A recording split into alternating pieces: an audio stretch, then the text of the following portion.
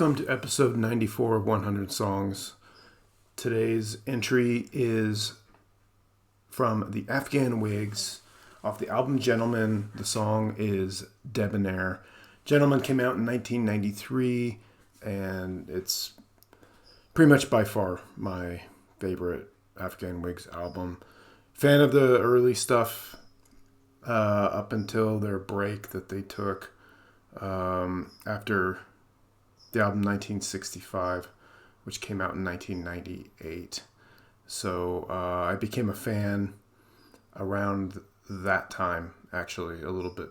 I think that was my first album. And then I started working my way backwards in the catalog, which you do. And found this album to resonate with me the most, or at least I appreciate it the most. And I really like it a lot. It's got the title track, Gentleman, which is great. Debonair, which is what we're talking about here. I like Fountain and Fairfax. It's a really good album. And the deluxe version that was released a bunch of years ago, I don't remember what year that was, but I came around to finding that had come out. And I really like the demo versions of some of the songs. They're obviously more raw, but I like those a lot. And so if you're a fan of Gentleman and you weren't aware, the deluxe version is pretty cool, so you should check it out. Afghan Whigs formed in 1986, Cincinnati, Ohio. Started as more straight up rock and roll, I guess you could say, and then over time grew into something more soulful, kind of artsy, maybe even a little bit moody. Greg Dooley is the band leader, wrote the songs, many of which seems like were stories, maybe stories from his life, hard to say. Released several albums, and then, like I said, called it quits after 1998's 1965, and then I kind of lost track of them a bit. They did reassemble for some shows, and then got back together to do some more albums, and they've been active ever since then. It was Due to the Beast in 2014.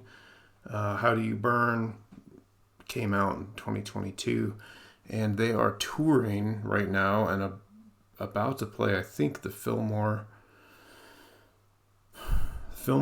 in San Francisco right around now. Yeah, I think so.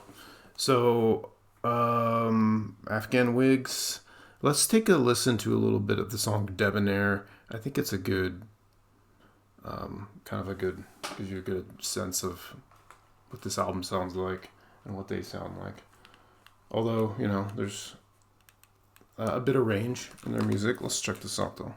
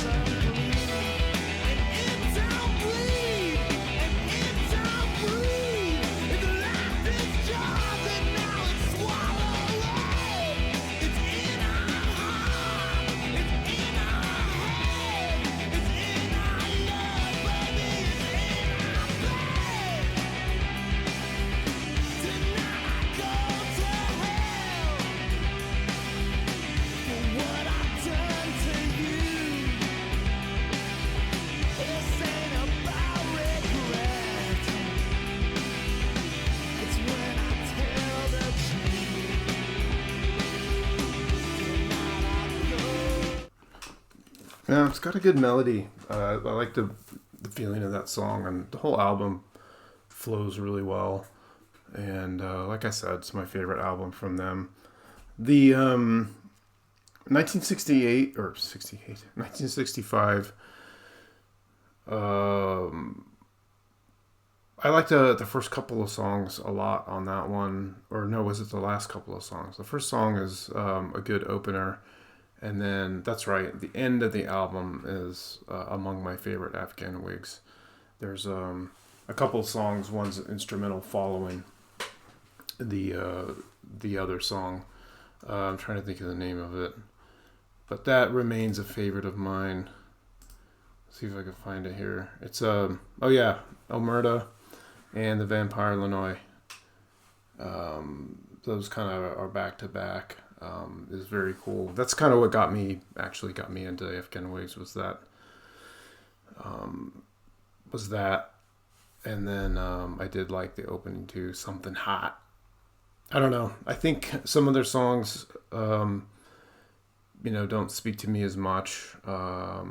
Overall, I like them, but this album to me is, if I had to pick one, I would take this one. So you should check it out. You're probably already a fan if you weren't already, or you probably already heard of them. They've been around a long time, like I said, since the late '80s. So Afghan Wigs. Let's see what is on deck.